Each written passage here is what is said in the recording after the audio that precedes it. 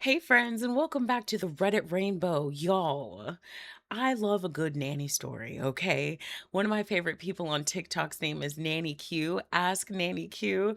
And I just talked to the nicest lady today who was also a nanny at my jobby job, like in real life. So it's so funny that I found a nanny story, okay? So grab your vibes and your delights, and let's jump into this cute little story called Am I the Asshole for Refusing to Get a Less Chaotic Nanny? Asshole. Oh, okay. Let's find out. Let's find out. My husband and I have three kids, 11 male, 6 male, and 4 female. We have had a nanny, Mila, 21, for almost 2 years. Mila is a ball of chaos. That is the only way I know how to describe her. The girl just screams undiagnosed ADHD. One of my kids and I have ADHD, so speaking from experience here. She sounds amazing already. Anyway, some highlights include the last time she called in sick, which was a voicemail 20 minutes before school got out saying, I don't know exactly what I did to my shoulder, but it hurts like a bitch and my and my arm is tangling. The advice people say this is an urgent care issue, so I'm going to be a little late. Then there was the time she drove my kids to Wally World, 30 minutes away, to get supplies for my oldest's school project because none of the nearby Walmarts have all the supplies. There was a Michael's 3 blocks away that had everything. She just forgot that it was there. Mm. While I think that's very adorable and harmless, okay, as a claims adjuster, I don't like that.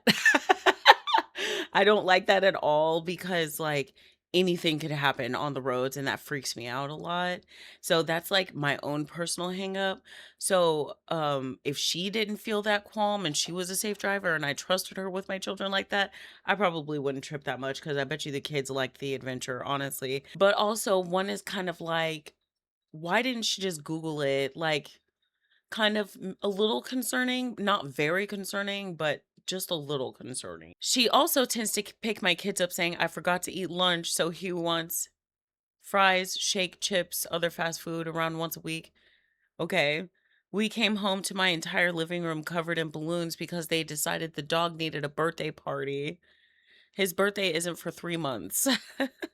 I came home to Mila sitting on a lawn chair in my driveway while my kids flagged down drivers to buy bracelets, sodas, cookies, and random toys from their rooms. All of these things have happened in the past 6 weeks. I don't like talking to strangers. I don't like that part. You definitely have to be a little flexible to work with her, but all of the kids come back alive. They always have everything they need for school done, and she planned some really fun activities for them. I could see where I would give a lot of concessions, but on the outside looking in, it is a little concerning. But also, I could see how that might work for a family. Like, honestly, she sounds fun, and I bet you the kids have fun with her.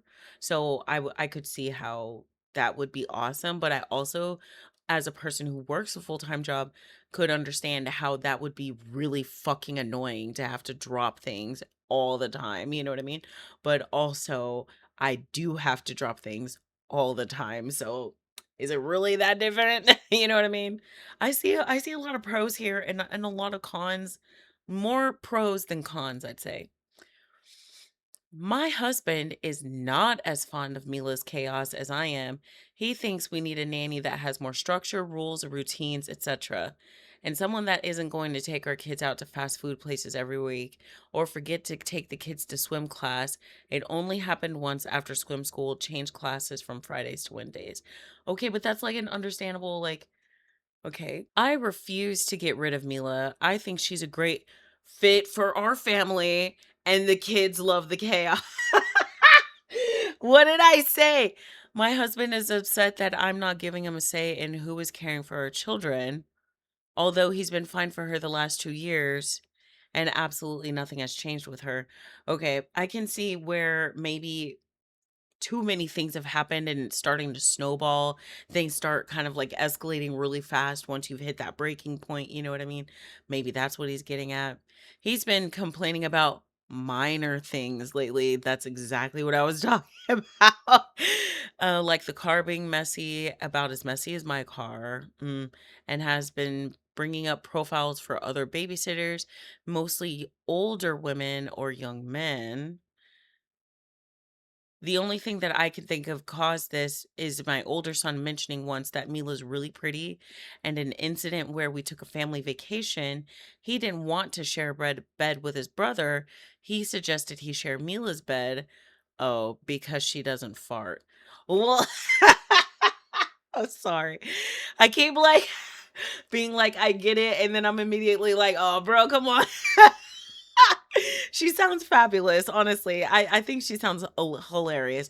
I get it though. I do get it. I get it, but she sounds awesome. Mila shut that down before he even finished the sentence, but that stopped after I talked to him about being 11 and Mila being an adult. Okay. Am I the asshole for refusing to get a less chaotic nanny? No. I mean, on the surface, no. But I also understand what your husband means. You know what I mean? Like that level of chaos around my children is a little concerning. But I also see where you're coming from. I would like to know what y'all think about this. I would say like the whole driving things, you like not planning things out properly, that sounds like frustrating to me. But I also understand as an ADHD person, like I am a really fun person to be around. You know what I'm saying? I'm a lot of fun when I'm having a good moment. You know what I'm saying? But also when I'm having a really hard moment, it's like really hard. You know what I mean? So I feel like this nanny could be me. And like that's why I was like, respect to her. She sounds like a great person because I bet you she fucking is. You know what I mean? I don't know. What do y'all think? I don't think so. I do think that the husband's just like, I think he's just hit his breaking point, unfortunately. Y'all are going to have to talk about it. Y'all are going to have to either come to a consensus. Y'all are going to have to do some sort of maybe y'all can like meet in the middle. Maybe she can be a little less chaotic, like in the sense of if you know you're going to be late, can you tell me more than 20 minutes before school lets out? You know what I'm saying? Stuff like that. Like, unless it's like a genuine emergency, because obviously, that thing that happens. But also, as an ADHD person, I know how it can derail and it doesn't necessarily have to. You know what I mean? So I get it. I get it from all sides. I don't think you're the asshole. I don't think your husband's the asshole, but people have deemed this person the asshole. Let's see if they'll change my mind. I don't know. I'm a mom. So, like, I get it. I'm chaotic. I'm weird. I'm also ADHD. I'm also chaotic and weird. But I also just straight up understand. I think I do. Yeah, yeah. So, all right. So, let's see what the commenters are saying. We came home to my entire living room covered in balloons because they decided the dog needed a birthday party. His birthday isn't for 3 months. Not the asshole. Sounds great. She sounds. Not the asshole. She sounds great, to be honest. Love her, right? I thought that was so adorable, honestly. Is there a middle ground since your parents already have a strong bond with Mila? Can you talk to her and tell her you appreciate her but want to build more structure? And please no fast food. Seems worth a conversation to compromise. But what's so wrong with it? You know what I mean? Like, it's okay to get the occasional snack. It's okay to splurge every once in a while. It's okay to be nice to yourself sometimes. I don't know. I don't know. I guess that's preference. That's personal parental preference, you know what I mean? But yeah, I personally don't think I would care.